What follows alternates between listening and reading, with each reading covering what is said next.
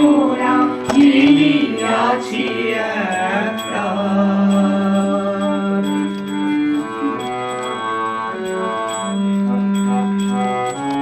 সূর্যে করিয়া অঙ্গভূষণ সত্যের তারে ধরিব জীবন। সূর্যে করিয়া অঙ্গভূষণ সত্যের তারে ধরিব জীবন। সর্বশক্তি আছে অন্তরে জানিয়াছি সন্ধান। বিবেকের জয়গান করেছি রামকৃষ্ণের বেদিতলে মোরা ভিডিও অন নেই আছি একপ্রাণ।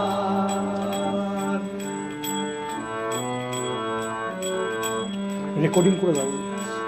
ত্যাগ সেবার সাধনা সহায় মানুষ হইব মোরা। তাই যে মোদের জাতির সাধনা সেই সনাতন ধারা। ত্যাগ সেবার সাধনা সহায় মানুষ হইব মোরা।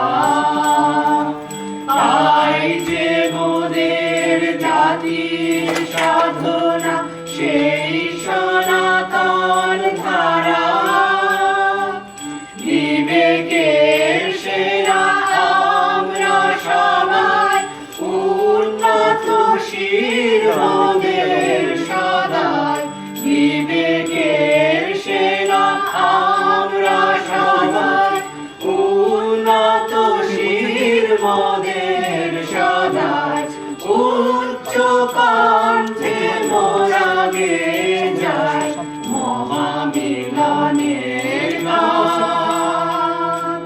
বিবেকের জয়গান গাহি আনন্দে জয় মহামায়। জয় জয় ভগবান, জয় জয় ভগবান, জয় জয় ভগবান। রামকৃষ্ণের বেদিতলে মোরা মিলিয়াছি একপ্রাণ। অনায় পরাবিতা সাধিয়া লোভিব দিব জ্ঞান। রামকৃষ্ণের বেদিতলে মোরা মিলিয়াছি একপ্রাণ।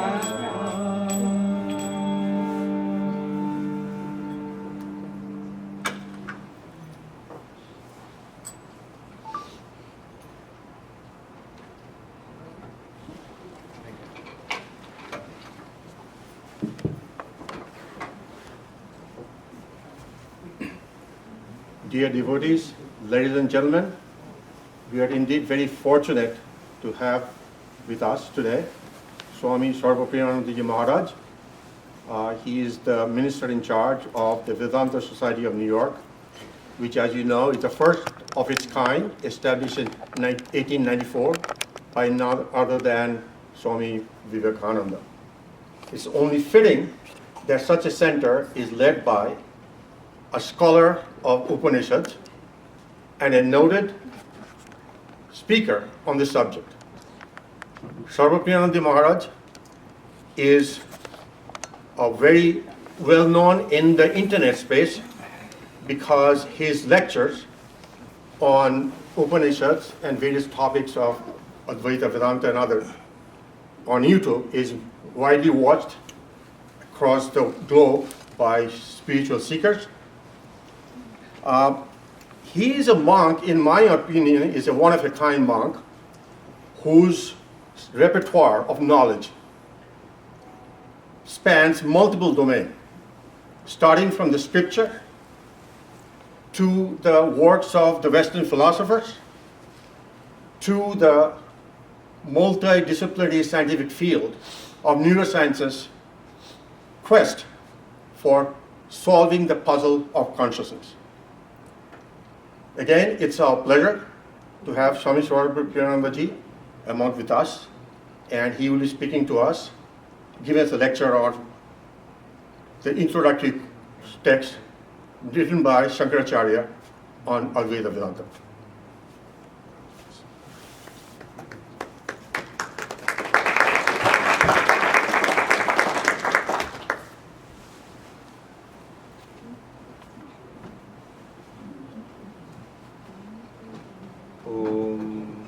स्थापकाय च धर्मस्य सर्वधर्मस्वरूपिणे अवतारवरिष्ठाय रामकृष्णाय ते नमः।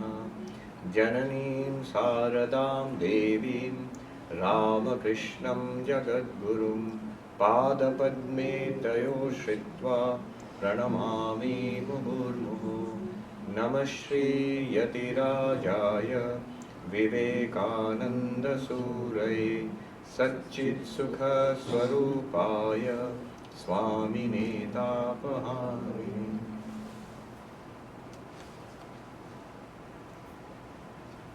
Good evening, friends. It's wonderful to be back here and to see the center coming up, slowly becoming bustling center, active.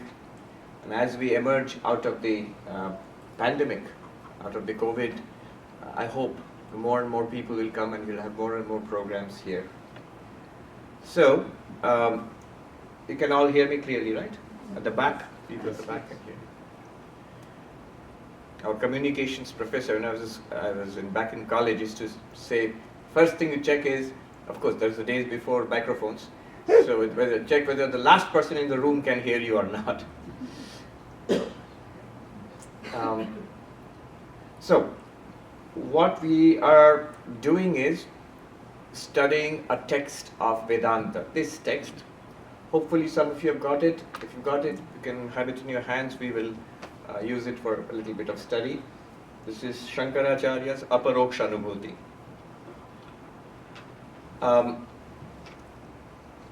Advaita Vedanta is our core philosophy. Why are we doing this? Because our core philosophy. Why are we called Vedanta societies? It's because of this, because of Advaita Vedanta. A little bit of background before we dive into it. Vedanta literally means the end of the Vedas. What does this mean? Vedas, we know, are the fundamental, most ancient scriptures of the Hindus, going back at least 5,000 years or more. And in these Vedas, you will find texts which are called Upanishads. These Upanishads, they contain the highest, the deepest, most profound spiritual teachings of the Vedas. So these Upanishads taken together are known as Vedanta, in that sense of end. Sometimes these Upanishads are at the end of a Vedic collection, but sometimes they are not at the end, not literally at the end, they are scattered throughout the corpus of Vedic texts. But end of Vedanta in the sense of final teachings, highest teachings, the deepest teachings. In Sanskrit there is a word, Siddhanta. Siddhanta means final conclusion. So in that sense, Upanishads are called Vedanta. In fact, one of the definitions of Vedanta, the most common definition of Vedanta is, in Sanskrit, Vedanta nama Upanishad pramanam. Vedanta is the source of spiritual knowledge called the Upanishads.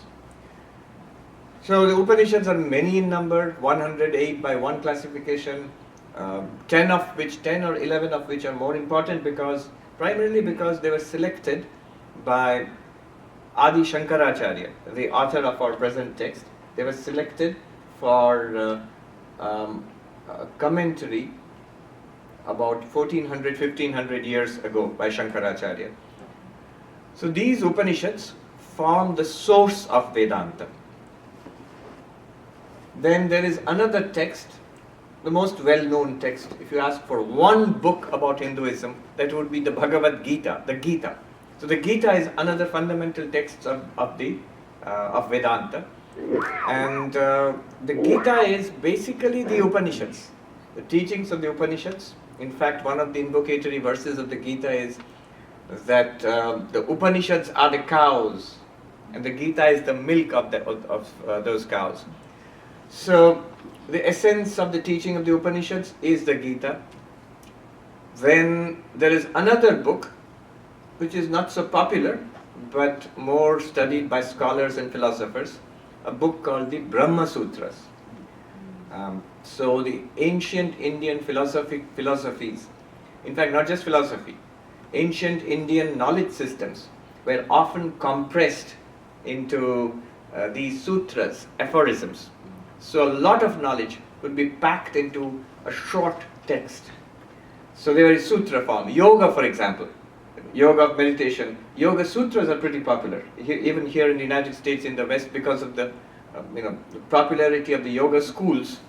And so people who go to these schools, who practice the physical form of yoga, may not be so much interested in the yoga sutras, but I've found often the yoga teachers themselves, they become interested in the yoga sutras. There are sutras of grammar and so on. So there are sutras of Vedanta.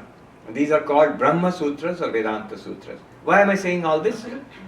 These three, the collection of texts called Upanishads, 1, the Bhagavad Gita, 2, and the Brahma Sutras, 3.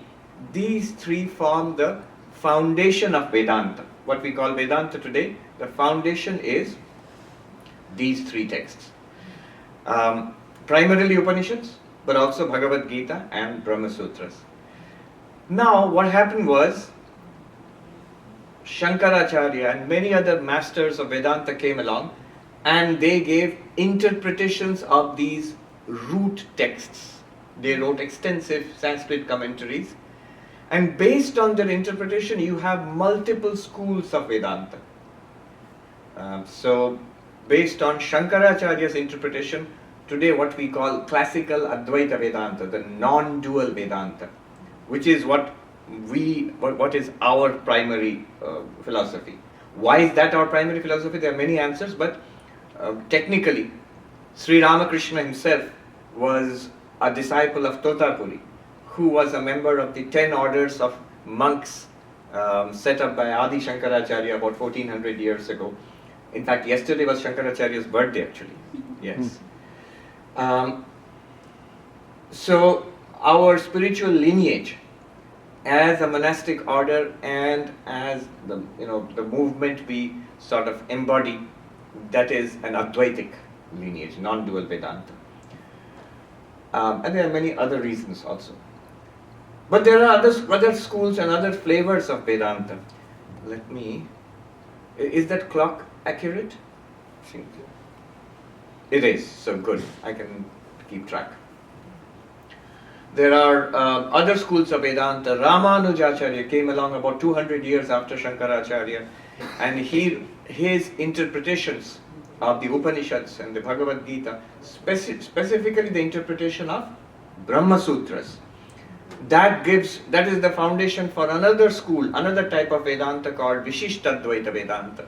Similarly, Madhvacharya is the commentator for another school of Vedanta known as Dvaita Vedanta, the dualistic school of Vedanta.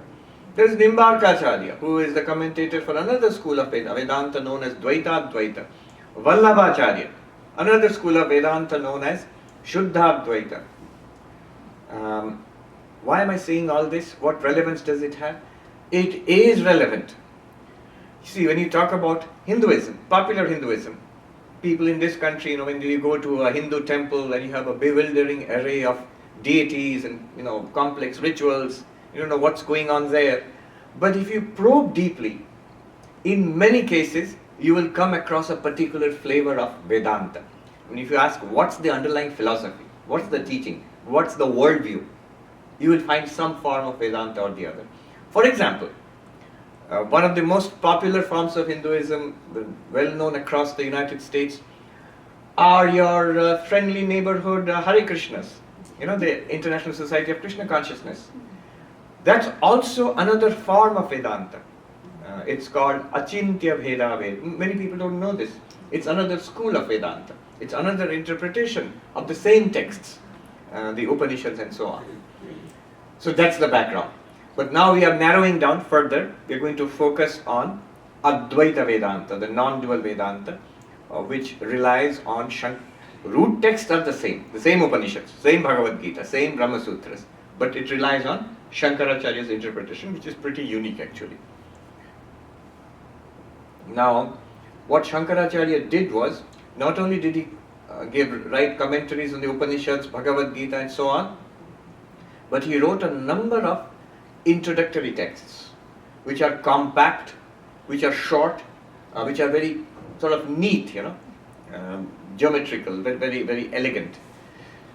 Among them, Vivek Chudamani is well known, Atma Bodha is well known, Upadesha Sahasri is well known, and this is another one, the Aparokshanubhuti. These texts, now one might say that if you say that the original texts are the Upanishads and the Bhagavad Gita and so on, why are we not studying those straight away? I'm sure you are. Many of you study the Gita, at least, and as one should. But the thing is, if you want to learn Advaita Vedanta, you will end up studying all that one day or the other, or you already are, but they are vast and they are complex. So traditionally, those in India for hundreds of years, those who would learn Advaita Vedanta would be introduced to this through one of these introductory texts. These are called Prakarana Granthas, introductory texts. And for example, when we started learning Advaita Vedanta, Vedanta Sara was a text written about 700 years ago by a monk called Sadananda Yogendra. That was the text which we used. Now, why don't I use that? That is slightly, if I may say, slightly dry, a little boring, because it's a collection of definitions. One day we might get around to it. It's very useful though. For anybody who seriously wants to study the Upanishads and the Gita and the Brahma Sutras, it's good to have that book, to study that book first, Vedanta Sara. Because it's like a key which unlocks the entire structure. It gives you everything in a nutshell, basically. But it's not a good idea often to start with that, because Vedanta can often be yawn-inducing, soporific.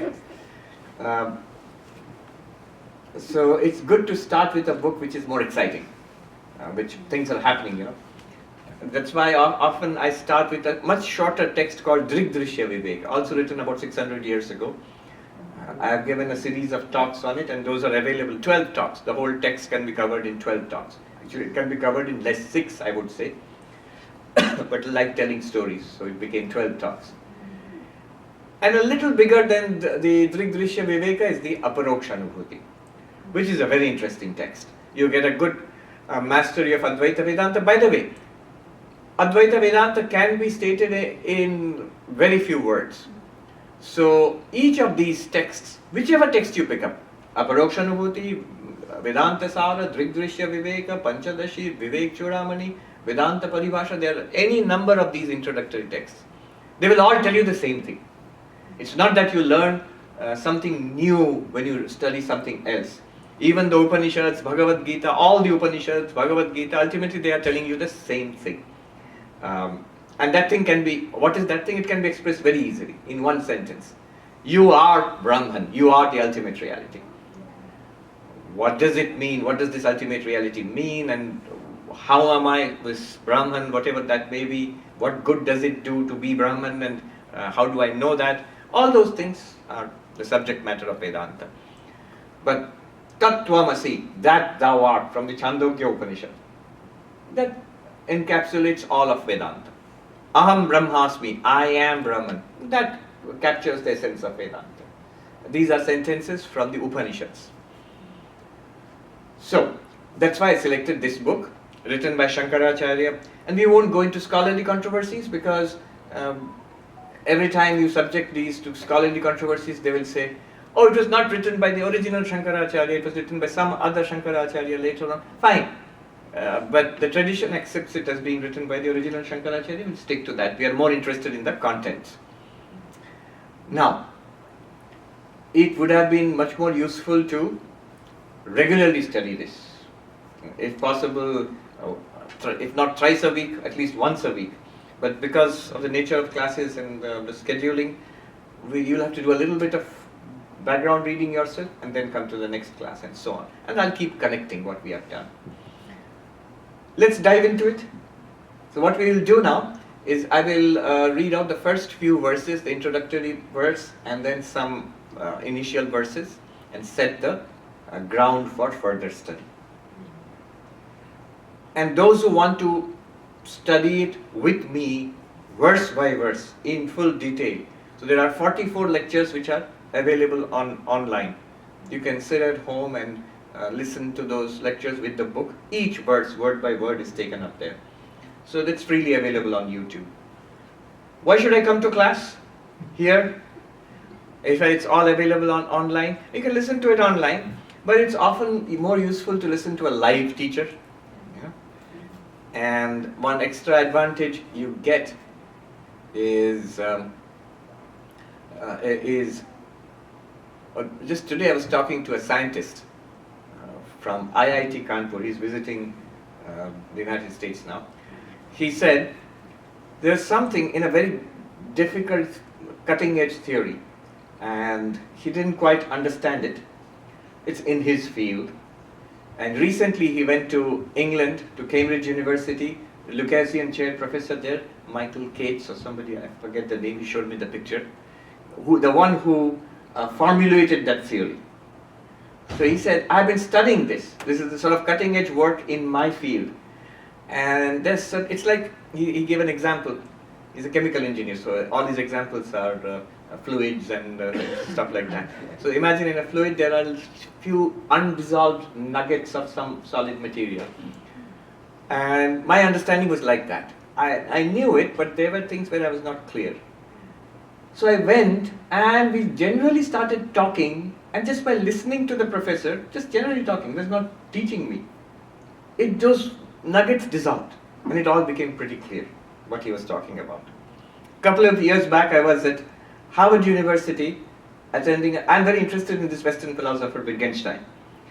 And so one of the world's leading authorities on Wittgenstein is Professor William Goldfarb. He is the senior most professor of philosophy at Harvard University. He was giving a course on Wittgenstein. It was pretty advanced. So I asked him, I said, I know I won't understand much, but do you think I can attend your class? And he said, he's very friendly. He says, yes, come, just come and sit. So he had this orange guy in the middle of his class every time. And what I found was, he's the senior most professor there. So what I found was, every professor they have, nowadays it's common across the whole world, professors have their own websites, in a part of the university system where you can find course material, you can find examinations, you can find assignments, readings, all of that. Now his is, and I'm not criticizing, I don't know if he sees this or his student, he won't be seeing, he's not very keen on online stuff, but his students might see it. So often his website is mostly empty, he doesn't do anything with it. But what he does is very important. He used to tell us, come to class. I still remember clearly, come to class, sit here, listen to me. The cadence of the voice, the gestures, look at my face, pay attention. You will understand better than by sitting in a cafe with your laptop and reading the handout. Especially when it's very subtle. If it's a lot of information, you can read it on your laptop. I can present it on a PowerPoint. But what we are going to do here, you need to attend to me. He would say, here, look. It's something that's communicated. If it's something in physics, in fluid dynamics, can be communicated by two professors talking to each other better than by reading scientific papers, then Advaita Vedanta has to be communicated this way. So we come to class, and of course you can read it and by yourself and listen to the lectures which are available. If you find anything difficult, just listen to it. You also have the extra advantage of coming here and asking questions. So every time we have a good Q&A session. one way would be to ask questions the moment you think about it, but that can interrupt the flow. So I'll say something, and then I'll stop. Think if you have a question, keep it in your mind. Don't forget. That's a good exercise in being attentive. Hold on to your question. So after 20-30 minutes, when I stop, ask your question. All right, let's go right into it and learn this Advaita Vedanta. Those who have the book, you can follow me. Like all classical Sanskrit texts, it starts with an invocation. In Sanskrit, that is called Mangalacharana. I will use the Sanskrit words, but I'll always translate. So if you don't know any Sanskrit, don't worry, because I'm always translating. But it's good to hear the sound of the original text. It's beautiful and written by this amazing philosopher saint 1400 years ago. So it's very beautiful to hear the original, the cadence and the sounds of the original Sanskrit. The invocatory verse, the Mangalacharana, you can chant after me if you are comfortable, those who want to follow. Shri Harim Paramanandam, Shri Harim Paramanandam, Upadeshtarameshwaram, Upadeshtarameshwaram, Vyapakam Sarvalokanam, Vyapakam Sarvalokanam, Karanam Tam Namamyaham, Karanam Tam Namamyaham. I bow down to him, to Sri Hari, who is the destroyer of ignorance, the supreme bliss, the first teacher, Ishvara, the all-pervading one, and the cause of all lokas, the universe. The English is from the translation by Swami Vimuktananda. Other English translations of this book are also available.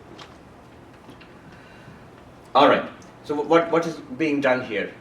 It's customary to start any text by saluting God and the Guru, praying for the removal of obstacles to the study of the text, or the author is praying for the removal of obstacles to the completion of the text. He is writing the text. And for us, study of the text, and we should get the benefit of this study, which is nothing less than first of all, mastery over the system of Advaita Vedanta, but also enlightenment and ultimately freedom from suffering. So that is the goal of this chant. What is said here?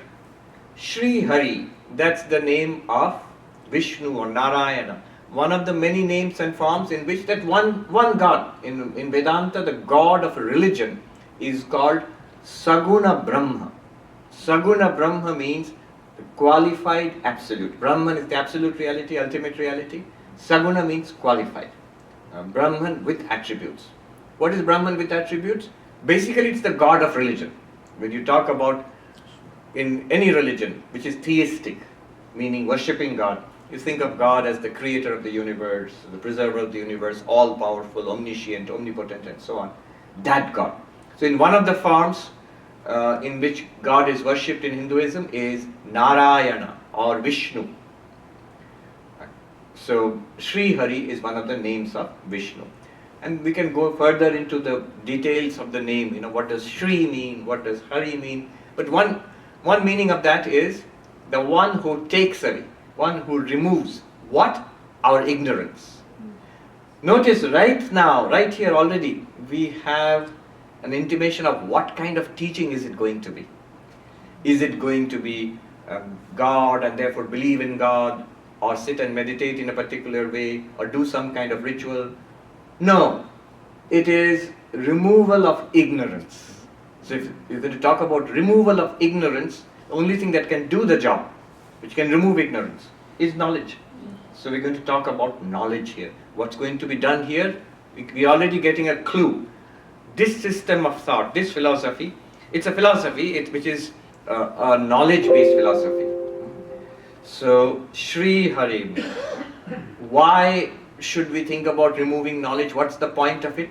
The next word, Paramanandam, the absolute bliss, the highest bliss. So the goal here is attainment of fulfillment, bliss, lasting, deep satisfaction. Who is Sri Hari? Next word is Upadeshtaram, which means teacher. So God is the first teacher. In all the Vedanta schools, you will find, so they don't say that Shankaracharya is the teacher. They say Shankaracharya in the Himalayas, in the monasteries, you will find the monks, they will say Bhagavan Bhashyakar, the Lord commentator. What does he comment? Not sports commentary. Commentator on the Upanishads, on the Brahma Sutras, on the Bhagavad Gita. So Shankaracharya's importance is as the commentator who interpreted, set up the system. But the system goes further back. The Upanishads, they go all the way back to the Upanishads and the Rishis of the Vedas. And they got this knowledge from God. So all of these systems, they will say ultimately our knowledge has come from God. And that also tells us that we must be alert, we must be aware. Who is teaching here? It's not a speculative philosopher, not a pandit, not even a Swami, not even Shankaracharya. It's God who's teaching. So that kind of, take it with that kind of seriousness and reverence. This knowledge is coming down from God. Upadeshtaram. God is the teacher, the first teacher. And so Sri Hari, who is the ultimate bliss, who is the first teacher, Ishwaram, Lord, God. Ishvara literally means God in Hinduism. So he is the most powerful, all-knowing, all-pervasive, and so on. Vyapakam, all-pervasive. Everything in the universe. Where is this God? Everywhere. See, here is one interesting thing. Swami Vivekananda said, we Hindus worship a transcendent, immanent God. Transcendent, immanent means beyond everything, beyond time, space, universe. Not this, beyond this. And immanent means in and through, not imminent, immanent. So in and through everything. Beyond everything, beyond all material universe, beyond all living beings, beyond time, beyond space, beyond this universe, untouched by any of these imperfections, problems. So God doesn't get COVID, God is not killed in the Ukraine war. So God is safe from all kinds of problems. But also, in and through, constituting the very reality of these worlds. So both beyond everything and yet in and through. How can you be right here and yet be beyond everything? It's a question worth pondering. And it's something that Indian philosophers have always struggled with. And Advaita Vedanta has, I think, the final answer in Indian philosophy to that question. How can a reality be right here, immanent, here, and yet transcend all the imperfections? Vyapakam, all-pervading, pervading everything. One sadhu, a monk in the Himalayas said, I'll tell you in Hindi and then translate. Jo yahan nahi hai, wahan hai. What is not here but it's there. Jo ab nahi hai, tab hai. What is not now but it's then. Jo tum nahi ho, wo hai. Which is not you but something else. Wo Brahma nahi hai. That is not Brahman. So Brahman is something that is everywhere, all the time, and there is nothing, including you, which is different from Brahman. So Vyapakam, this is the meaning of Vyapakam, pervading everything. But how does something, pervading everything means it must be here. Where is it? You will say, right there behind you, Swami, take a look. Well, alright. No offense meant, but it's still, it's there, but it's not here. And even there, at the risk of being sacrilegious, it's still a picture. It's paper and ink. And so where is this ultimate reality you're speaking about? It should be here. It should be now. It should be me. It should be this table. It should be everybody here. But I don't see it. It's no use saying that God is everywhere. But where? I would like to know. See, if you talk about a transcendent God, ultimate reality is in heaven, not here. Then I'm safe. If you ask me, where is God? I'll say it's in heaven.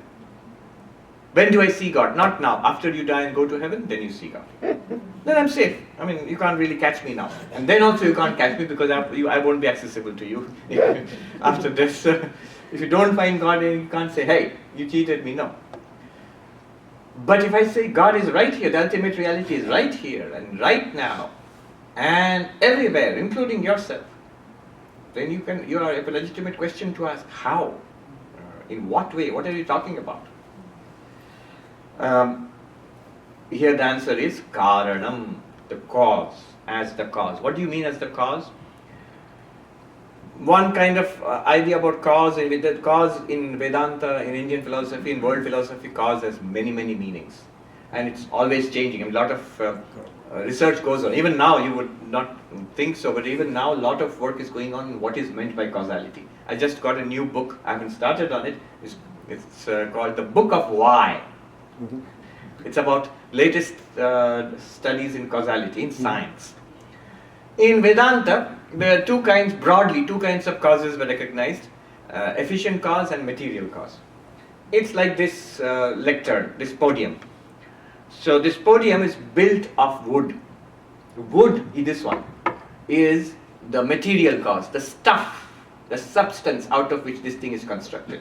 And the carpenter who built this is called the efficient cause. Very like a simplistic explanation. But the point here is, whatever constitutes the material cause of anything must be present in that thing. If this thing is made out of wood, it must be present here. And you will say, of course it is. In fact, probably the only thing that exists here is the wood itself. Water is the material cause of all the waves out there in the Atlantic Ocean.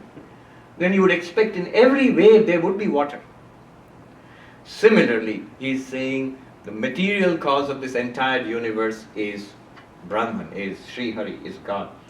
So there is this, and we'll see what is that material cause. Is it protons? Is it neutrons? Is it superstrings, quarks? What is the material cause? Something even more fundamental than that, but we will not talk about it now. But they will talk about it, and it's something that's pretty obvious, which we are experiencing all the time. In fact, one of the beauties of Advaita Vedanta is it may sound like an abstract, abstruse philosophy. It's nothing of the kind. It's more like a direct statement of fact. The more you come to understand it, more it seems, of course, why didn't I see it? Coming to see it itself, that's still not enlightenment, but that's pretty close. And that itself is a great blessing. As we study, we'll begin to have these, of course, moments. Yes. So this is what it means. This is the nature of reality. This is what I am. This is what all this I'm experiencing. It continuously talks about what it is, but it's very paradigm shifting. It changes the way we look at the world, especially the way we understand ourselves. Tremendously changes. Anyway, just as the material cause is present like wood in the lectern, like water in the waves, like gold in the gold ornament, similarly, Sri Hari, God, Brahman, is present throughout this universe as the very material, the ultimate reality of this universe. This universe means Sarvalokanam, all the universes, all the worlds. So Vedantic cosmology is, they talk about not one physical universe, but 14 universes that need not concern us, multiple universes. Tam namamyaham, I salute that reality. Alright. And there is, if you want commentary, there are commentaries on this text also. It will tell you that saluting means realizing that I have no separate existence, surrendering my apparent individual existence to this one undivided existence. So even the salutation has a deep philosophical meaning, but I won't go into that. Alright, next. I'll cover 3 topics today. One is the Mangalacharana, invocatory verse. Done. You can check. And don't ask questions about that. No, don't ask questions. She already has a question about it. Don't ask questions about that. Though they do. There's a school of philosophy called Nyaya, the Indian school of logic. And they have questions about everything. So you start with an invocatory verse to God. I bow down to God. They'll ask, why? Because we want to complete the book. And when we are not going to do it if you keep asking questions. And then the Nyaya philosopher says, how does this help? Well, the merit generated by bowing down to God removes all the bad karma, and you can complete the book. Obstacles will be removed. Then the Nyaya philosopher will tell you, there are many, many books Look at all the books published in Cambridge University Press and Oxford. None of them have an invocation to God, and they're completed. And look at, there are many, many books, especially moldy old Sanskrit books found in the museums, which start with a nice invocation to God, but they see they are half complete. The rest have been eaten away by the moths or something like that. So your case falls to pieces, that by saluting God, your book will be completed. Books are there which no salutations are nicely completed, and there are salutations to God, but they are not completed. Then the answer will, I hope you are not interested in the answer. I don't want to get into it. So it's a long debate. They will not allow you to start the book until you justify why did you bow down to God. And ultimately, and the debate helps, ultimately they come to an understanding. The purpose of the invocation, it's good culture. That's it. Can you accept that? And they say, okay, go ahead. It's a culture thing to do. The next topic I will cover is 4 preliminaries. Second topic. And the third thing I will cover is 4 qualifications. So 4 preliminaries now, and then 4 qualifications. And then we'll stop. 4 preliminaries. What is done is, when you start any kind of text, especially philosophical text, spiritual text, they will tell you, you need to know 4 things before you start. What are these 4 things? Vishaya, subject matter. What's this about? What is this? They are very systematic. What's this about? Statement of the purpose of the subject matter. What are they going to teach you? That's called Vishaya. Then second one is the Prayojana. What do you get out of this study? What's the point of it all? What benefit does it have for us if you study this? Third is the Adhikari. Who's qualified to study this text? You might say, what do you mean qualified? I can buy the book on Amazon and read it. Who's going to stop me? Nobody's going to stop you, but you won't get the desired benefit if you're not qualified. So who's qualified? What do I need to understand this text? And that's understandable. I mean, any textbook and any, you have these, in USC you have these 101 course, and then like 201, and so it becomes more and more complex. So what do I need for this course? And then finally there is something called the Sambandha. That means the relationship between what is going to be taught and this text itself. It's a technical point. So what's the subject matter? The subject matter of all these texts, Advaita Vedanta texts, starting from the Upanishads to this book and everything else, all the Advaita texts, the subject matter is your real nature. It answers the question, who am I? And you might go, I know, you're Swami Sarvapriyananda. And so do I know this. And Vedanta says, you're deeply, deeply mistaken. So we will tell you who you really are. And what good does it do to know that? Prayojana. What's the point of it? Vedanta claims, if you know who you are, you transcend all suffering in life and attain fulfillment. As easy as that? I don't know if it's as easy as that, but it's as simple as that. Swami Vivekananda in this country, sometimes he would say to American disciples coming to him, inquirers, he would say, if only you knew who you are, if only you knew who you are.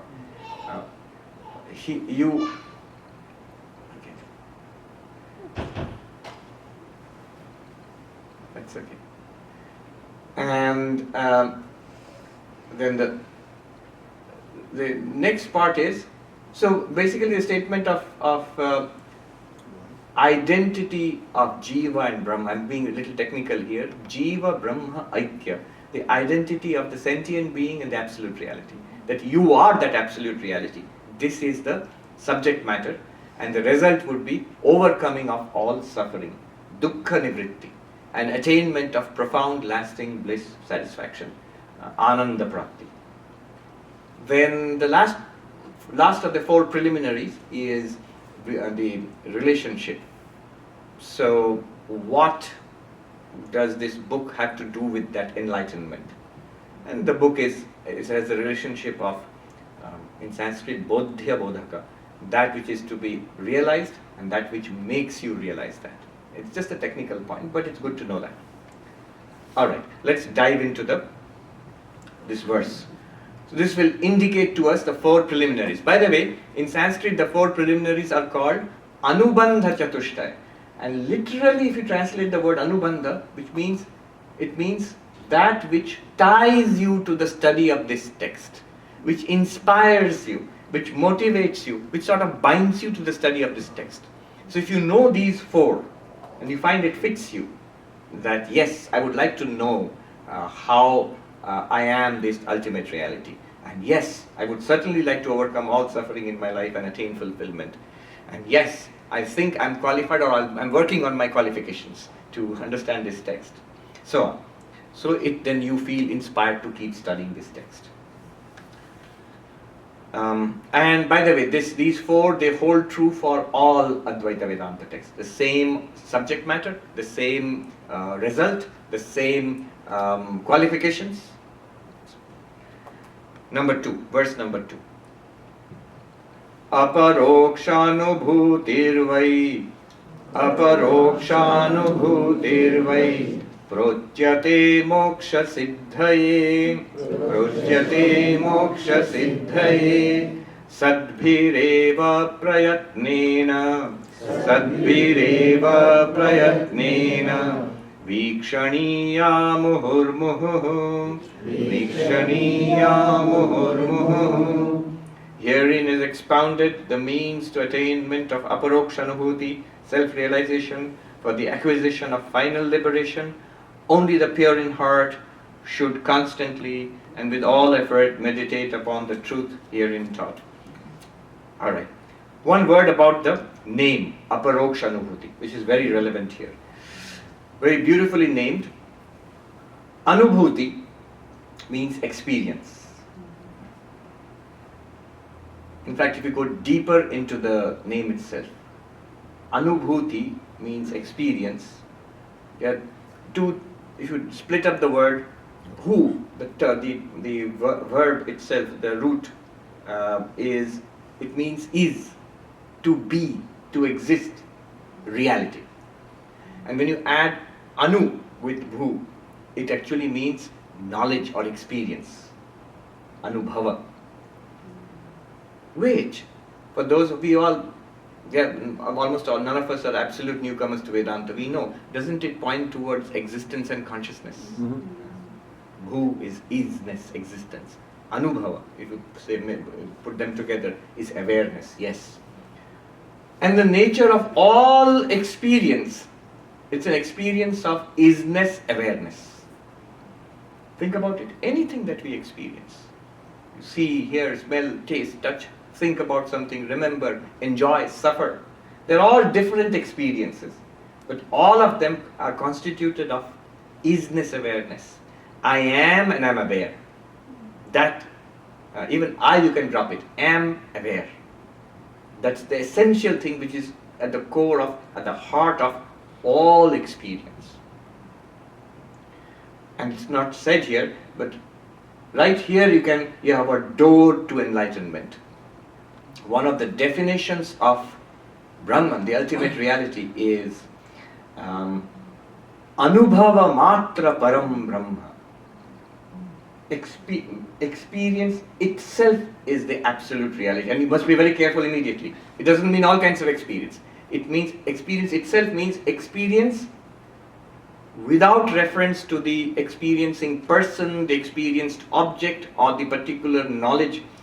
So for example, I'm showing you this orange robe. You have this feeling, I see an orange robe. I am a person. And the orange robe is the thing that I see. And seeing is the mode of experiencing. Mm-hmm. Drop the I, the orange, and the whole modality of seeing. Just the isness awareness which underlies it. You'll find it's common to every kind of experience.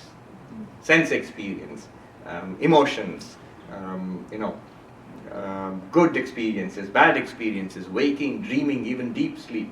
All of it is isness awareness. Anyway, that's not actually meant here, but I'm just saying that's like a little door, a trap door to enlightenment there. Anubhava. Now, experience, knowledge, let's take knowledge. knowledge can be, one kind of knowledge is pratyaksha. Pratyaksha means perceptual knowledge. So, and note, all the time, when we're talking about Advaita Vedanta, it's not some dry philosophy out there. It's literally all the time talking about exactly what's happening in our lives, in your life, right now. So pratyaksha is going on right now. When you open your eyes, you see. That is pratyaksha, you're seeing through the eyes. When you listen, right now you're hearing my voice, that's pratyaksha, through the ears. You taste a nice cookie, I'm sure there'll be some prasad or something today. You taste, and that's pratyaksha through the tongue. You smell the fragrance of the incense, pratyaksha through the sense of smell, and so on. Seeing, hearing, smelling, tasting, touching, all pratyaksha. And that's the direct knowledge we get of the world. There is another kind of knowledge. In fact, most of our knowledge is not pratyaksha. It's what we hear, what we read about in school. We know many things which we have not seen or heard directly. So that is called paroksha. Paroksha means beyond the range of our senses. Aksha, the word aksha means eyes. Our expanded meaning will be all the sense organs. Eyes, ears, nose, tongue, skin and so on. Pratyaksha, directly experienced by the sense organs. Paroksha, beyond the range of the sense organs. There are many things which I can't see now. You can't see many things here. And there are sounds here which are beyond the range of our hearing. There are smells we can't hear, a dog can smell it. And so forth. There are so many things beyond the range of our sense organs. But we get a lot of knowledge from, say, you go to the library and read a book. Your teacher tells you something. Your friend tells you the latest gossip. All of that is paroksha. When you're reading a book, the book is pratyaksha. But the knowledge which is coming out of the book, that is paroksha, beyond the range of our senses. When you listen to your friend's voice is pratyaksha. But the gossip he's conveying to you, don't listen to gossip, but that is paroksha. Good deal of our science is paroksha. Good deal of our, and most of our religion is paroksha. One kind of scientific method gives you certain kind of knowledge, inferential knowledge. Scripture gives you another kind of knowledge. They're all paroksha. Now, what we're going to talk about in this book and what Vedanta talks about is not something that you see, hear, smell, taste, touch. It's also not, many people don't understand, it's some kind of religion, some kind of philosophy. No. Some kind of religion, some kind of philosophy is paroksha. What Vedanta is talking about is aparoksha. What is aparoksha? If you translate, paroksha, indirect knowledge. Aparoksha, non-indirect knowledge. Hey, they could have said direct knowledge. Why non? Why double negative? But because direct knowledge for us is pratyaksha. We see, we hear. We say, I don't have second-hand knowledge. I have first-hand knowledge of it. I saw it. Well, it's neither this first-hand knowledge nor the second-hand knowledge. It's something prior to both. It's our ever-present knowledge of our own existence. That isness awareness, that I am aware. It's like this. If you come to this class here, and if you ask, if somebody asks you, who all are here? You will say, let me look at, there's a list we have of people who have come, let me look and check of people who have come here. And I know this person is there or that person is there. Somebody asks you, did that person come? I think so. Yes, his name is there. If somebody asks you, have you come?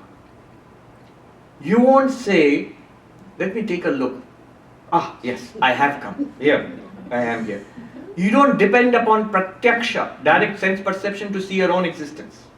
And certainly you don't depend upon paroksha. Let me see if the person has arrived. I have arrived or not. So I look at the list and verify whether I have come or not. No! I am here. That's silly. It's obvious to me all the time, effortlessly, that I am. My own existence is effortlessly available to me all the time. Whether you are in Vedanta or whatever your own existence, you don't even have to be a human being. Every living creature is aware of its own being, its own existence. It may not do philosophy with it, but it's aware of its own existence. So this amness awareness is aparoksha, non-indirect. So this non-indirect sense of our own existence, this is what this book is going to talk about. not about some speculative philosophy, not asking you to believe in something, some heaven, some God, something. No. Not even about something that you can see with your eyes or hear with your ears. No. You have to see the book with your eyes and hear the talk with your ears, but the knowledge it's going to give you is far more intimate. It's about your own very existence. Descartes, the French philosopher, who more than 300 years ago, his famous project, he started out doubting whatever could be doubted. Descartes, by the way, is more known to most of us. We studied him in math, the Cartesian coordinates and so on. But Descartes was a great philosopher too. And so he started out by doubting whatever he could doubt. And he said, I can doubt whatever the books read, it could be fiction.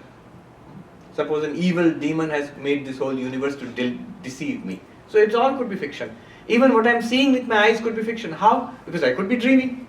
When you're dreaming, you feel you're seeing something. When you wake up and you say, oh, it was just a dream. So this could also be a dream. How do I know it's true?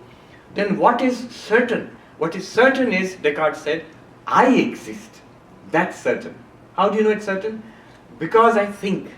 I cannot doubt I'm thinking. Because if I doubt that I think, that also is a thought. To doubt my own existence, I have to exist. Cogito ergo sum, the Descartesian famous conclusion, I exist because I think. I think, therefore I exist. About 1400 years before, 1000 years before Descartes, Shankara was writing, Yaeva tasya nirakarta tasyeva atmasa. Whoever denies the existence of the self, it is the self of that very denier. You can't deny it without existing. You can't deny your own existence without existing first. So this undeniable self, that is the subject of aparoksha anubhuti. That's what we are going to, that's what the topic is about. That's what aparoksha anubhuti means. Although in Vedanta, they would switch it around. They would say, I exist, therefore I think. Not, I think, therefore I exist. I exist. Sometimes I think, sometimes I don't think. When I don't think, do I disappear? No. I am aware of the non-thinking. And when the mind thinks, I am aware of the thinking. There was this little cartoon, profound. I think Descartes is sitting in a Parisian cafe. And this girl comes up to him and says, Monsieur Descartes, another cup of coffee? And Descartes says, quite innocently, I think not. Immediately disappears. If your existence is contingent upon your thinking, if you don't think, you'll disappear. That's the meaning of the word aparokshanubhuti. Prochyate, this will be talked about. For what purpose? Remember, the four preliminaries, the purpose of this moksha siddhaye, for the purpose of moksha, freedom from suffering. Who can learn this? Qualified person, sadhi, the good one, the purified one. Who is the good one, qualified one, purified one? We'll talk about it later, the four qualifications. It's not enough to be qualified, you have to make an effort. Prayatnena means by effort. What kind of effort? Vikshaniya, investigate, study it carefully. Murmuhu, constantly, moment to moment, stay with it. Then it will yield results. Okay, so this is the second verse. Four preliminaries. Subject matter, Vishaya. The benefit of it, Prayojana, purpose of it, which is moksha. Freedom. Freedom from what? Freedom from suffering and attainment of bliss or fulfillment. Third, adhikari, who is qualified. And fourth is relationship. So this book tells you the relationship. You see, it becomes useful here. We may not think of it, but these old pundits and ancient philosophers, they thought about things very carefully. So, okay, aparoksha anubhuti is that direct experience of my own existence. We're going to talk about that. Fine. But why are you calling this book? This book is not the direct experience of my own existence. Book is not aparoksha anubhuti. So, I mean, you might say just quibbling, but the answer is yes. So the book will give us that knowledge, will point that knowledge out to us. So that's why the book is also called, in a secondary sense, it's called aparoksha anubhuti. Good. Now, typical problem, we have run out of time. So we will go into the Q&A. but let me just give you an outline of the qualifications necessary for Vedanta. This has to be stated in the beginning. It's the dry, hard, unglamorous work of spiritual life, but it is very important. Swami Vivekananda used to say, I know where the shoe pinches.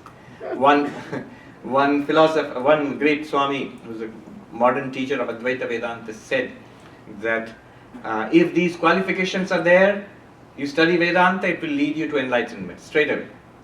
If these qualifications are not there in sufficient measure, we have it all, and you have it, otherwise you wouldn't come here, you will see.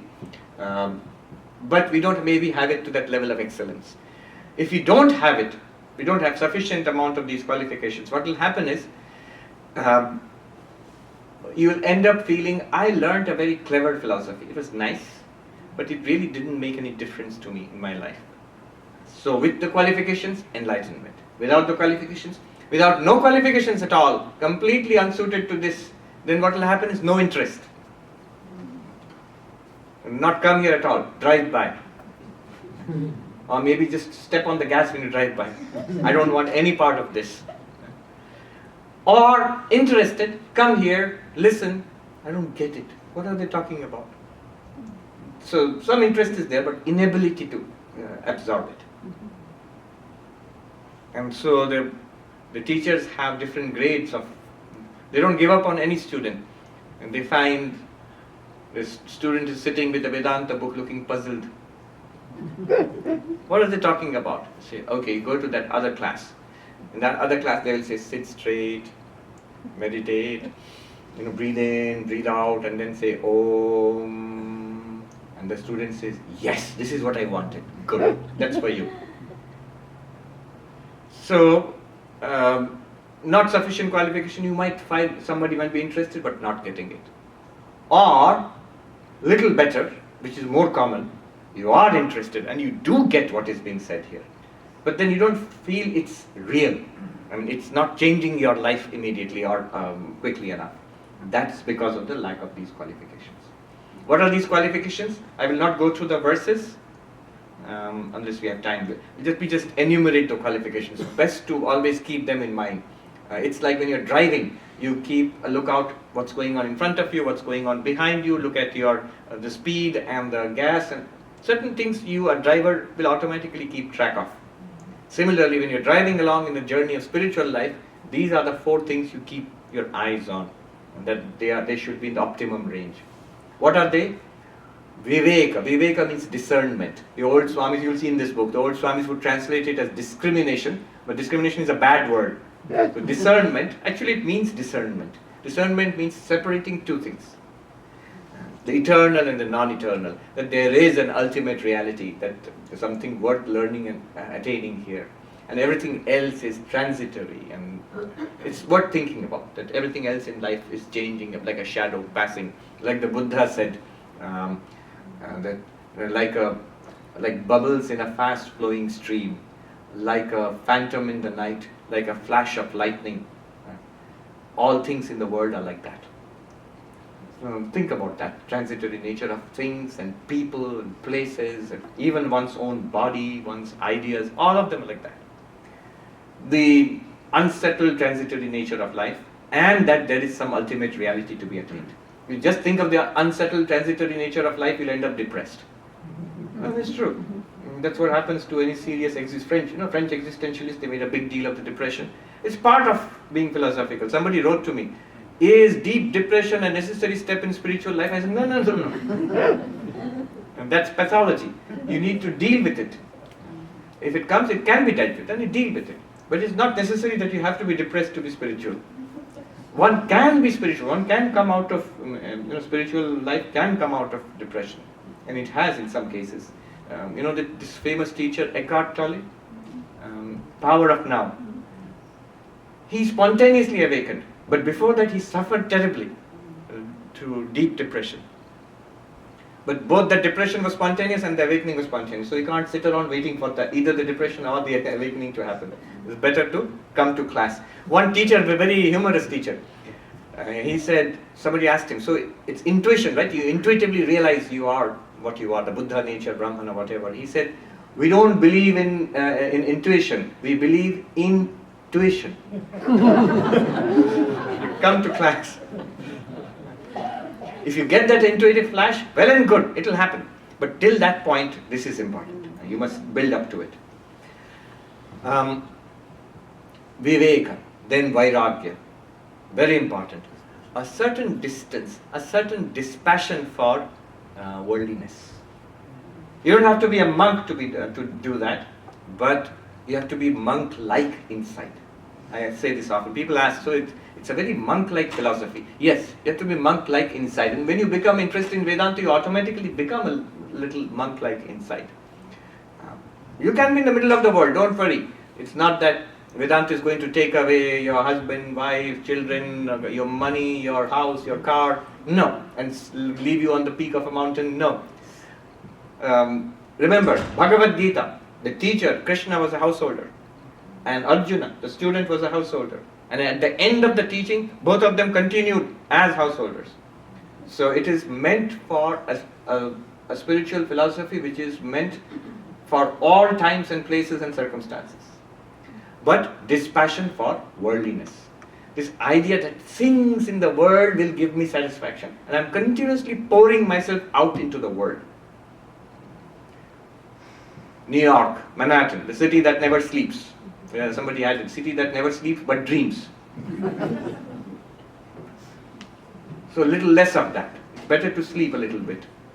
And then turn inwards and quietly. This inwardness, one sadhu monk said in the Himalayas, in Hindi he said it, ये साधन जो है महात्मा जी थोड़ा पीछे हटके होती है. This spiritual practice is you have to step back. Everything else in the world is stepping forward into something, into a job, into a relationship, into a program, into some activity. This is stepping back. This is Vairagya, stepping back. Then a sixfold discipline. So a little bit of cheating here. One is discernment, viveka. The second is dispassion, vairagya. The third one, instead of one, they have packed 6 into it. These are basically disciplines. They're called the 6 treasures. Shat Sampatti. Basically, calmness of mind, shamaha, control of the organs of knowledge and action, like what you do. Then titiksha, a kind of spiritual fortitude of toughness. You put up with so much trouble to hold a job, to raise a family, so you put up with some trouble for spiritual life also. Because whatever you do in this world, worldly or spiritual, the world is going to put up resistance for you. So the fortitude, I am going to turn up for the class no matter what the weather. I am going to study this, I am going to think about it, no matter what is going on in my life. I am going to meditate, I am going to study. So titiksha, spiritual fortitude. Then uparati and samadhana. Uparati means reversing this outward flow for engagement and entertainment in the world, and samadhana means with that extra time and energy, focus on Vedanta. 6th, shraddha, a faith, a working faith that whatever is in these texts, whatever the teacher is saying, is worthwhile. I may not get it right now, but soon enough I'll get it. Just like you have faith in a professor in a college course. And then mumukshutvam, the 4th one, is intense desire to be free. 4-fold qualifications. We all have it to some extent. If you didn't have that discernment, you wouldn't turn up for class. There is something worthwhile. A lot of people don't think so. So you turn up for class. If you didn't have at least some dispassion for worldly things, you wouldn't pull yourself away from the world. And some yearning for spiritual growth, development, freedom is there. That's why we are all here. We have it, but keep our eyes on it. You'll notice, as we go along in spiritual life, one thing you'll notice, that the questions which come to us, the struggles which come to us in spiritual life, they all come because of some lack in something of these 4 qualifications. The problem is really not with, somebody said, knowledge. Knower, knowable thing, and the knowledge itself. So the source of knowledge. How do I get this knowledge? For example, book, the thing to be known. Eyes are my source of knowledge. I, Sarvapriyananda, am the knower. Now in Vedanta, Brahman, the ultimate reality, my own reality, that's the thing to be known. Vedanta, the texts, the teachings, that's the source of the knowledge. and I, the seeker, I am the knower. Now, ultimate reality is perfect by definition. Vedanta also is pretty perfect. So if some problems are there in spiritual life, it must be with me, the seeker. And where are those problems? The fourfold qualifications. Alright, we have run out of time. Should we take some questions now? Your homework will be to study the verses 3 to 10, which is the fourfold qualifications. Should we do some questions now? Or if you don't have questions, we're going to dive into your homework. You raise your hand, anybody wants to say something? Yes. Tell us your name and ask the question. I'm Gauri Chatterjee. I'm coming from Kolkata. And you know me and Yes. you've seen me before also. I'm sorry that I'm so unfortunate that I couldn't attend your talks there over there, and I repented for that. Anyway, I came to Connecticut and I could see you. Anyway, this is a thing that what you said now, what I feel is that knower, knowledge and known, these are all, I mean, all are in reflected consciousness level, means abhas, chidabhas. Chidabhas, yes. So what I feel that whether I'm going to the right path in my understanding, that's what my question is. So if this is that, then the knower has to renounce, because he is still the subject, because subject objects are still there. So he has to renounce subjectivity, means the knower has to give up his ego to the self, to the capital C or what you call it, self. So, and then he is enlightened. Until he does that, he is not enlightened. I mean, I'm saying in a technical form. So, So what's the question then? the question is that, am I going to the right path in my understanding or? Yes, as long as we are, take it in a general sense. It is true, someone might say that you're saying knower, known, knower, knowledge and the knowable, but Brahman is not a knowable in that sense. It's the very nature of the knower. So yes, in the ultimate sense, that's true. I'm speaking in a very general way of knowing anything. When I'm saying, suppose you're studying physics. So the subject is perfect, that what you're trying to know the universe, the textbooks are authentic.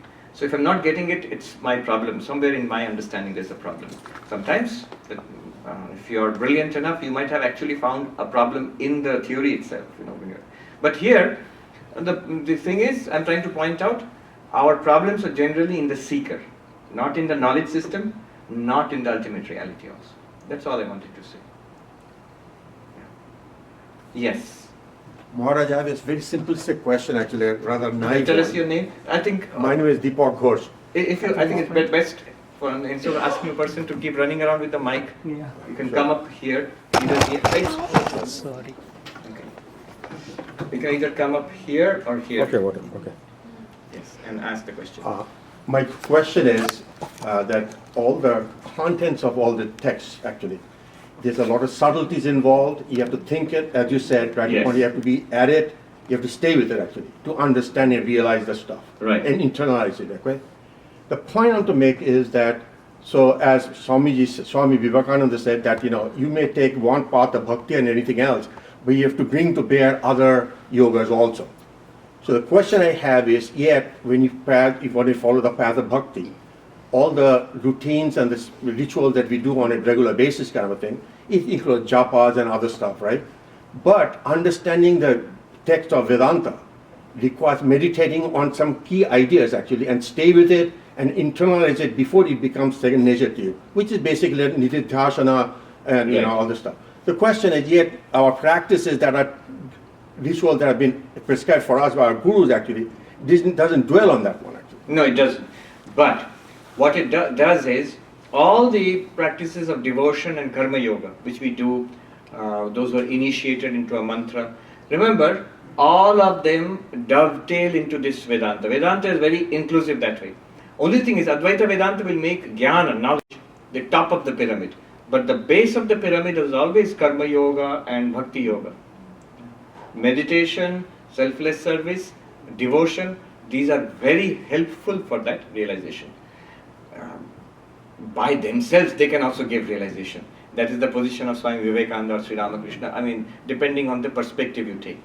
From an Advaitic perspective, in this class we will stick to this worldview, the Advaitic worldview. In the Advaitic worldview, Shankaracharya says in one place, Jnana vihine mukti na bhavati janma shatena. Without knowledge, without that realization I am Brahman, whatever you may do, kurute ganga sagara gamanam, vratapalanam, athava danam, you may go to pilgrimage to Ganga Sagar, you may give lots of money in donations, like charity, you may follow the vow of fasting, and yet without the knowledge that I am Brahman, without that flash of enlightenment, liberation is not possible even in 100 years. So this is the Advaitic perspective. But, important, in classical Advaita Vedanta, devotion, selfless work, they are absolutely necessary. Why I'm saying classical Advaita Vedanta, there are some new Neo-Vedanta teachers today who go straight to the heart of Advaita Vedanta and say, if you just realize who you are, the job is done. It's true. If you realize who you are, the job is done. But then in realizing that who you are, and that is the whole catch. And it's good to start at the top. You know the ultimate teaching, but then after knowing it, one also begins to see that you have to be careful when you want to have camera check. Oh, sorry.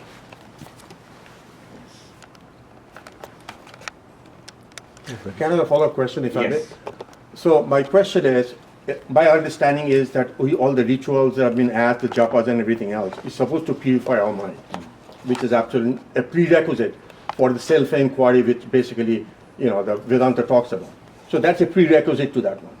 Yet the question is, so if I'm purifying my mind, yet I'm not going to a self-inquiry process, which requires meditation and staying with all the verses of stuff, do I basically get there ultimately? Yes, that's true. Remember, the instructions given by the Guru and the mantra. On dental hooks, what is that? Okay.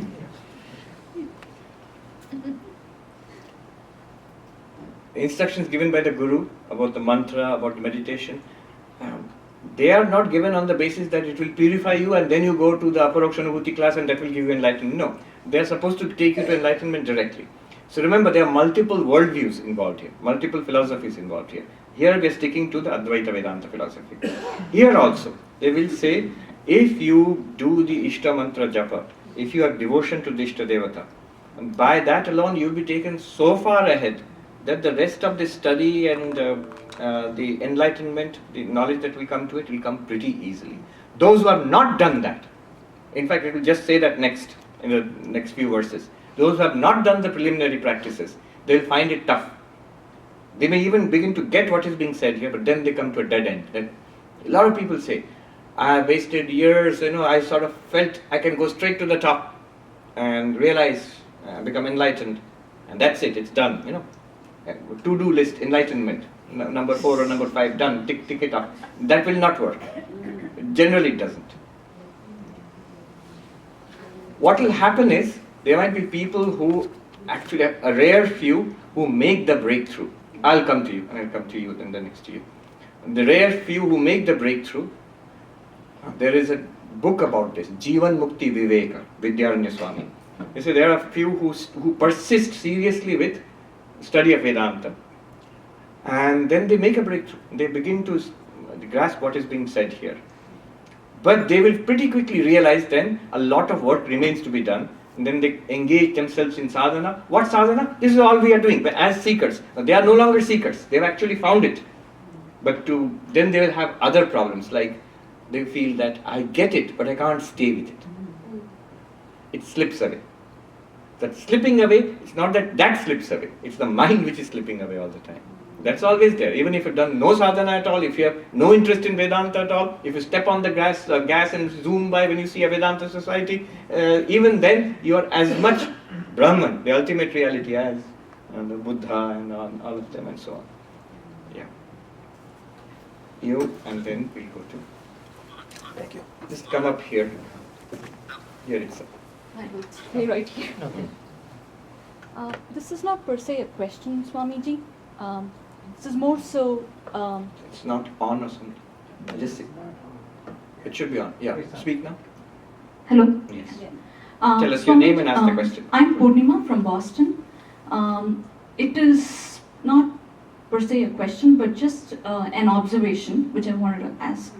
So, any textbook you read, it talks about the union, but whatever I've come to know or understood, and as of late started understanding more, is that there is no union, there's only one, right? So why do the texts always talk about union? Is it the dissolution of the ego? Is that what is called the union? Or Notice how the language you are using, to replace the union language, you are using the dissolution language. So that also means that true. also, yeah. True. So, there's some language which has to be used. Union language often is not used. Sometimes it is used. Jivatma becoming one with Paramatma. Union language of the sentient and individual being with the ultimate reality, union. There's no union actually. Right. Yeah. I mean, it's like when you snap out of a dream and you find that, oh, it was all a dream. The whole world which I saw in that, and I myself was in that world, and things were happening. All of that disappears back. If I say that the person in the dream is now united with the dreamer, it's a way of speaking. Basically, the person in the dream was nothing other than you. Right. But then you were also the world of that person in the dream. That person in the dream and the dream world were both appearing in you, the dreamer's mind. And they were always one with you. They were not different, but they appear different. You can use the language of union, that the dream person finally became united with the dreamer. You can use the language of dissolution, the dream world was dissolved into the mind of the dreamer. You can use the language of merger, you merged with the dreamer. But all of those merger, dissolution, uniting are just ways of speaking. Right. But practically the thing is that there is just one reality, and you just become, you awaken into it, that's it. Yeah. Thank you so much.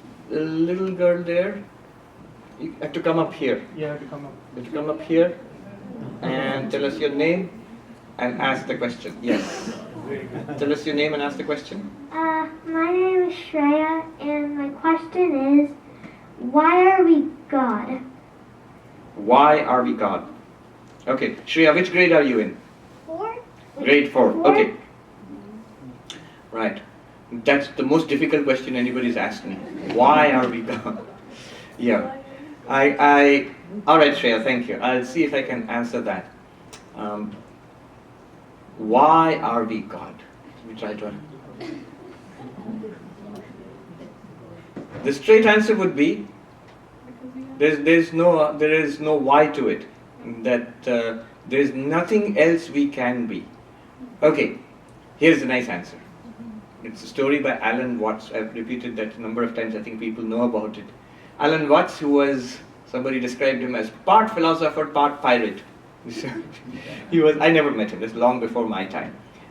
But he taught a peculiar mixture of Advaita Vedanta and Zen Buddhism in San Francisco in the 60s, 70s.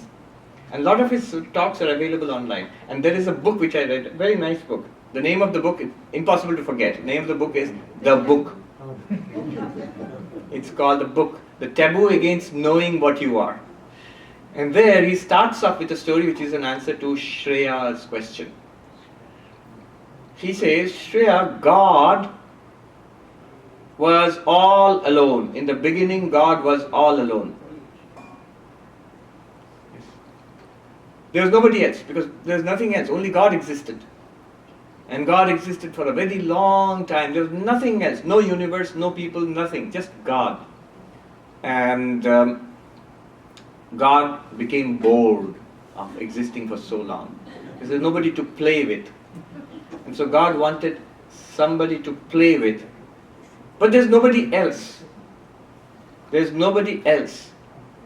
Whom will God play with?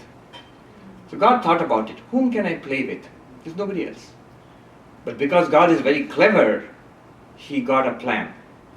He said, I will pretend to be not God. So he pretended to be not God. So God and God pretending to be not God. Now there are two. Now God could play. God will play with, God pretending to be not God. Two are there. But now a problem came about. That because God is very, very clever and very good at what he does. So when he was pretending to be not God, he forgot that he was God. And now God, who is pretending to be not God and forgotten that he is God, is playing with God and searching for God, and that's us. That's who you are. Now God, pretending to be not God, is thinking, I am Shreya. And I'm going to ask the Swami a question. Why am I God? Because you're God because you are God. You are actually not Shreya. You're God pretending to be Shreya. And when you realize that, the game is up. So that Shreya of grade 4 is the answer. It's a good answer. Should we wrap it up? Yes, there's a question there. You have to come out here, either this place or that place. Tell us your name and ask the question. Sarita, Yes. this is laziness speaking. You said it slips away.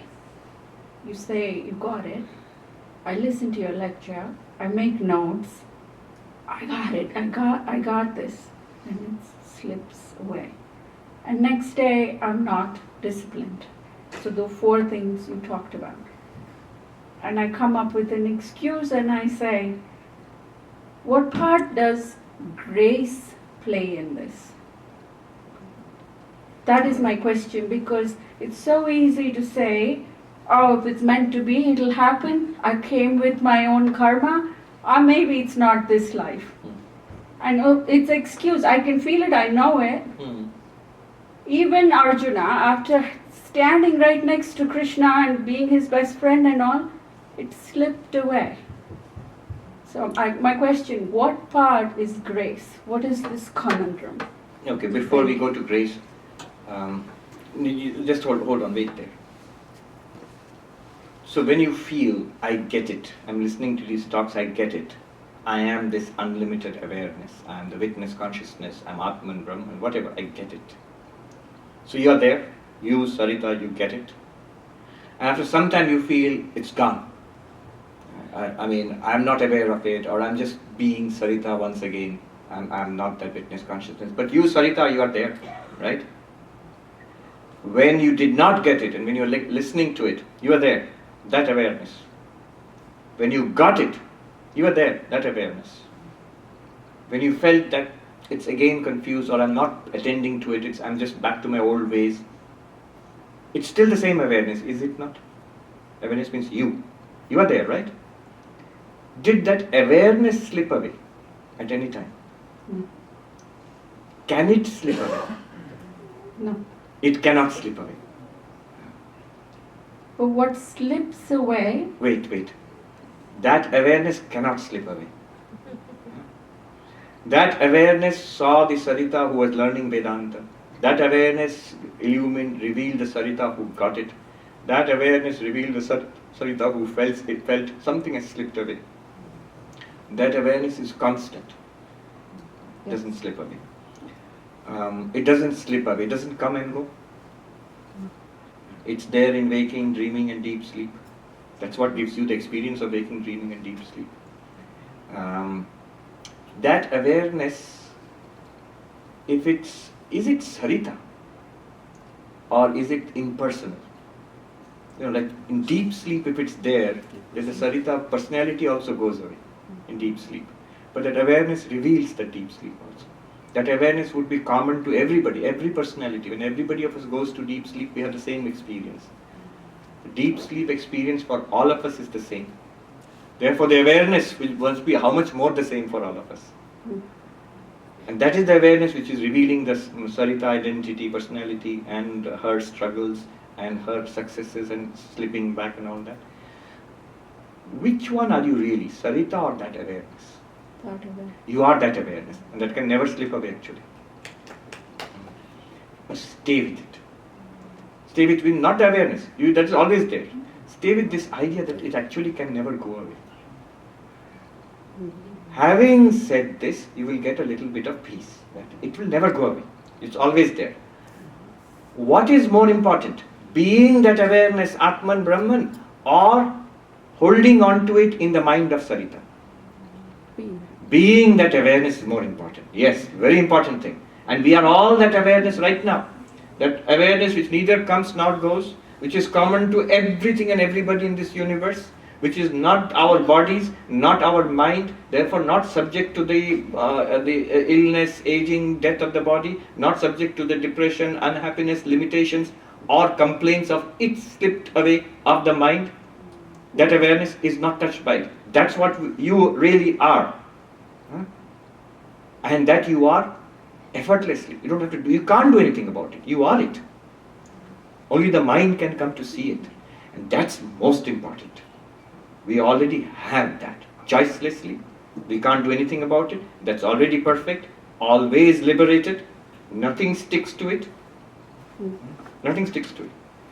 It makes all experiences possible. But it itself is not damaged, modified, aged, destroyed by any kind of experience. That is what you are. That is literally the meaning of Tat Tvamasi, that thou art. If you are even getting it in a little bit also, you are most fortunate. This is very deep, this is very profound. This is sort of the end of this book actually. Now, see, it would be nice to have the mind also, mind of Sarita saturated in that. Yes, that can be accomplished also. That's a different problem altogether. The mind has given you that much blessing that you are able to see this now. Sarita is able to understand this. And therefore, you the awareness. Sarita never becomes free. Body mind never becomes free. You become free of Sarita. Including the complaints of Sarita that it was fixed and it's gone away, it is slipped. No. This is the real answer to your question. The direct answer to your question. Now, secondary answer to your question would be grace, what can be done to solve this problem of slipping away. At the deepest level, if you understand what I've just said now, this problem will become a minor problem actually. Yeah. But still, it's good. You to remain as Atman, as pure awareness, you don't need meditation, you don't need grace, you don't need good karma, you don't need religion, you don't need philosophy, nothing you need. You're that already. Yet, being that, this is the teaching. Never neglect your meditation, never neglect your study, never neglect your devotional practices, never neglect selfless action. The 4 yogas, never neglect them, even though you are Brahman. It's a very beautiful, the Tibetan Buddhist saying actually. One of the lamas said it. He said, final instructions in Dzogchen Buddhism, the highest, which is very close to Advaita Vedanta. One Tibetan Buddhist nun, she said to me, what you are saying in these classes, Drigdrishya Vivek classes, Swami, we come to it at the end of multiple circles of practices, and at the core of it we come to it. You are giving them away free, straight away. The highest, final teachings, final insights. Yes. Now, you and your Guru are the same reality. Knowing this, never fail to do obeisance to your Guru. Your realization does not depend on meditation. Knowing this, never fail to meditate.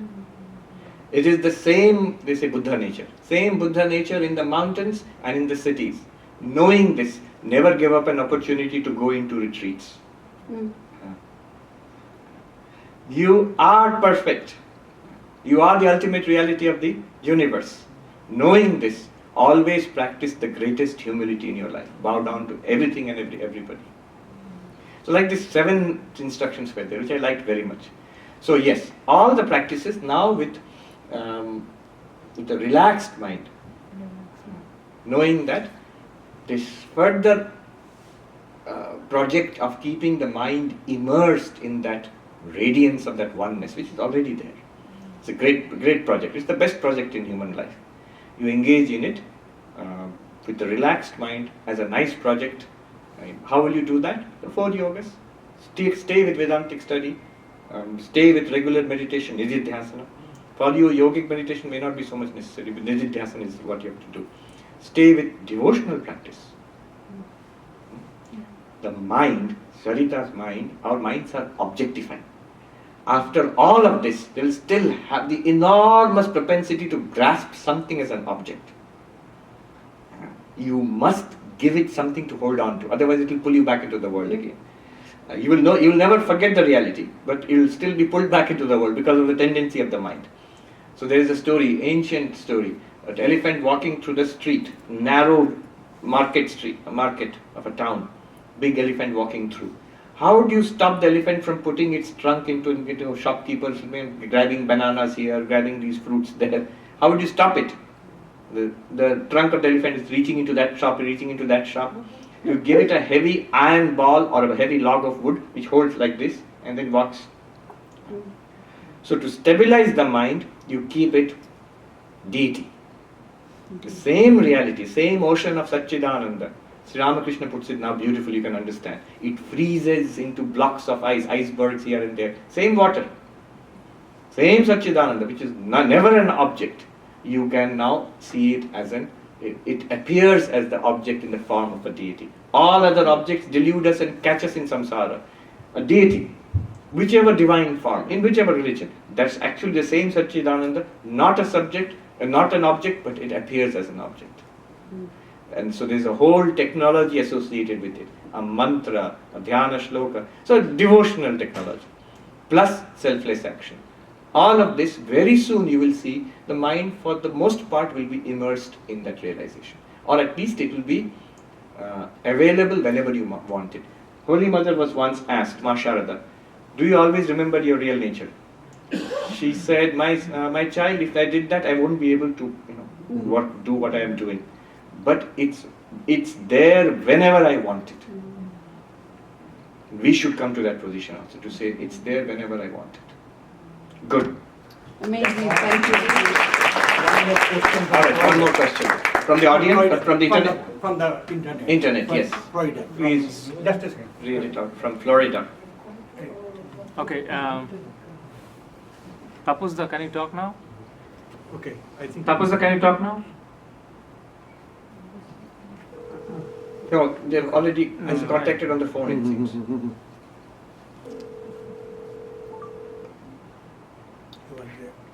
I think it's unmoved.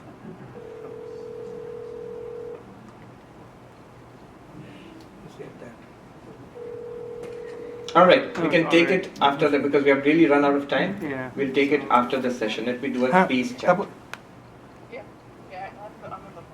No. All right, you Okay. can put it on speakerphone. Let me, yes. If, Please ask. please ask the question. Okay, Maharaj, okay. Maharaj, first of all, the program from the same. This book I find is a great manual for spiritual development. But in the book, never it discusses apraksha anubhuti, a term which we need to understand. But it gives how one can develop oneself to get there. So why is this disconnect? All right. So the question is, Aparoksha Anubhuti itself is not discussed in this book, but it points to the Aparoksha Anubhuti. You will see as we go along, it directs our attention to the self. The self itself is Aparoksha. So that is what is meant by Aparoksha. How do we realize that Aparoksha self? That's what the whole book is about. And yes, it's a manual. These introductory texts are like manuals. How to, what do you call it? Do it yourself. DIY, I think. So it's like, don't do it yourself, come to class. Om Shanti Shanti Shanti Harihi Om Tat Sat Shri Ram Krishna Rupanamastu. Alright, next class we'll schedule it, but you have to read the next 3 verses, next 7 verses, 8 verses, 3 to 10, and we'll take it up next time.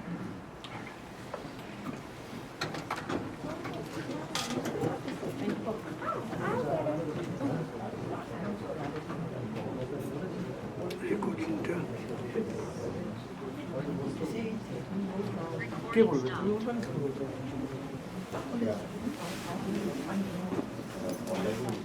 Excuse me, ladies and gentlemen, please be seated as we'll have Aarti after this one.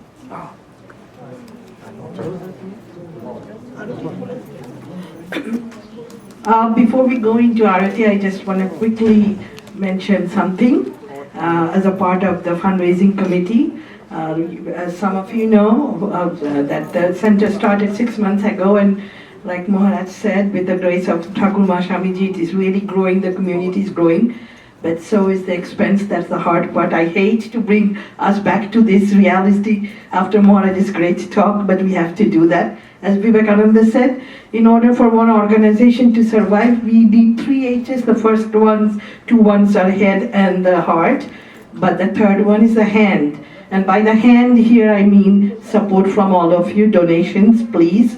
Whatever you can, but please give us. We do need the help from you to continue doing what we are doing for enabling us to let you grow spirituality, and spirituality grow, and we continue with everything. So please be generous, and whatever you can do, weekly, monthly, yearly, please provide us with that. Thank you. It will be followed by Aarti, and then there will be snacks on your way outside. Thank you, Dola.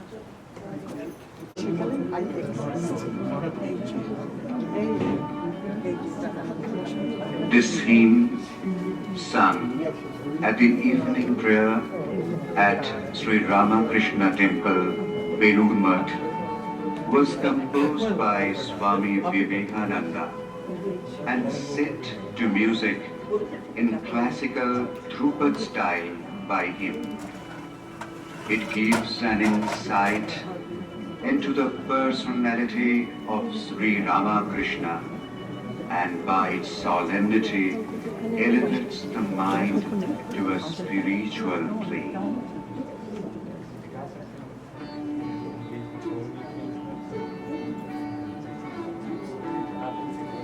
Shri Ramakrishna मंदिर बेलूर मठ में संध्या आरती के समय गाए जाने वाले इस स्तोत्र की रचना स्वामी विवेकानंद जी ने स्वयं की थी तथा उसे परंपरागत संगीत के ध्रुव पद ताल में बांधा था।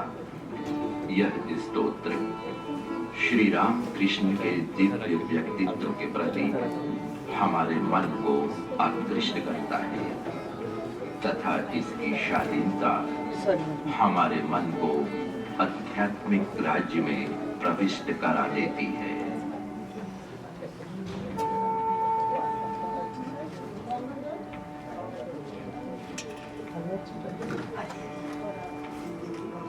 বেলুর মঠে শ্রী রামকৃষ্ণ মন্দিরে গীত এই আরাত্রিক ভজনখানি রচনা করেন স্বামী বিবেকানন্দ স্বয়ং। এই আরাত্রিক ভজনে স্বামী বিবেকানন্দই ধ্রুপদাঙ্গে সুরারোপ করেছেন। এই সুগন্ধির সঙ্গীতে উন্মোচিত শ্রীরামকৃষ্ণের দিব্য সত্তা শ্রোতার মনকে অনির্বচনীয় আধ্যাত্মিক লোকে উন্নীত করে।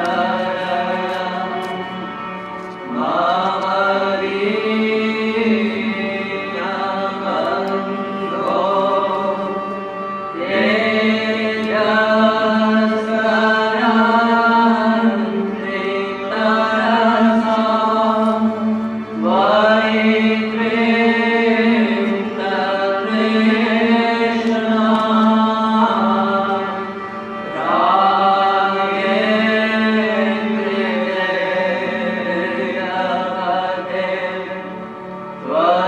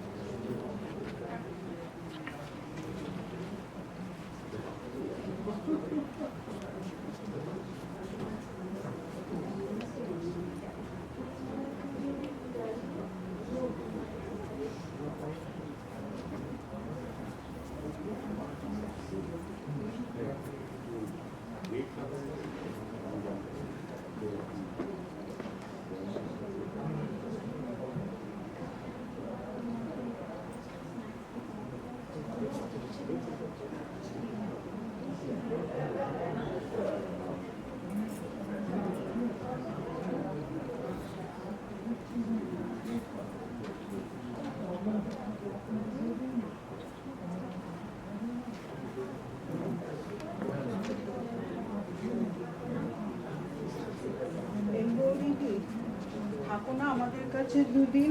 তুমি তো বলছো তুমি এই বন্ধুদের বাড়িতে আছো, বন্ধুদের বাড়িতে থাকতে পারলে না, থাকো আমার কাছে ভালো হয়ে দুদিন। বলেছে আমি থাকবো এরপরের বার সেখানে বলে অলরেডি একদিন করে হয়ে গেছে, কি করে কখন দিন থাকি। কিন্তু খুব ভালো লাগলো, এটা আমার আসার ইচ্ছে ছিল। হ্যাঁ শুনেছিলাম তুমি ঠিক আছে। আসবে।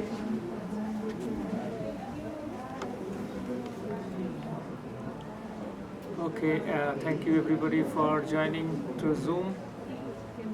And this concludes our broadcast for today. Thank you. Bye.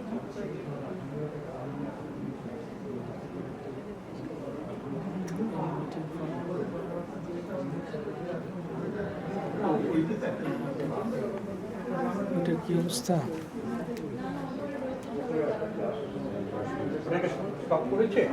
জানি না এটা কি I'm just protecting it because everybody is walking. Stop আছে, স্টপ করে দেবো নাকি? ও তো স্টপ করেনি।